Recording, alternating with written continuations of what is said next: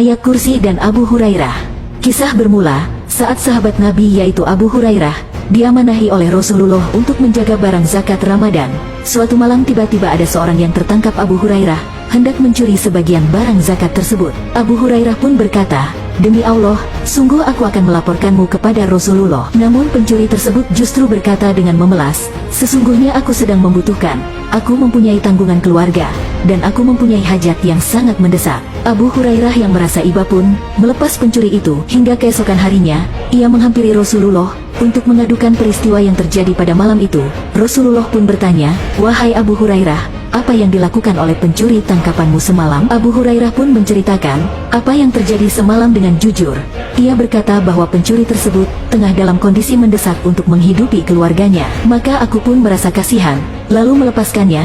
Rasulullah bersabda, "Ketahuilah, sesungguhnya ia telah berbohong kepadamu, dan ia akan kembali lagi." Mendengar itu, Abu Hurairah kemudian bersiap untuk mengintai pencuri tersebut. Nyatanya perkataan Rasulullah benar, pencuri itu datang lagi untuk mengambil harta zakat, berikut dengan dalih yang serupa dengan sebelumnya. Lagi-lagi Abu Hurairah merasa iba dan melepaskan pencuri tersebut. Setelahnya dia mengadukan peristiwa serupa pada Rasulullah, yang kemudian ditanggapi dengan jawaban yang sama dari beliau, yakni pencuri itu akan datang lagi. Ketiga kalinya, Abu Hurairah mendapati pencuri tersebut mengambil barang-barang zakat. Sahabat Nabi satu ini tidak tinggal diam dan mulai mengancam si pencuri. Ia pun berkata, "Ini adalah yang terakhir dari ketiga kalinya.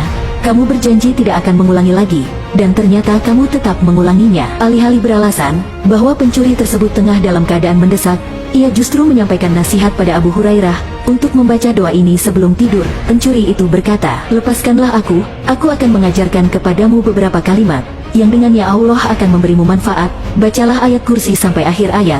Sesungguhnya kamu senantiasa akan mendapatkan kalimat penjaga dari Allah, dan sungguh setan tidak akan dapat mendekatimu sampai pagi." Keesokan harinya, Abu Hurairah kembali menghampiri Rasulullah untuk menceritakan perkataan yang didengarnya dari sang pencuri tentang amalan ayat kursi sebelum tidur.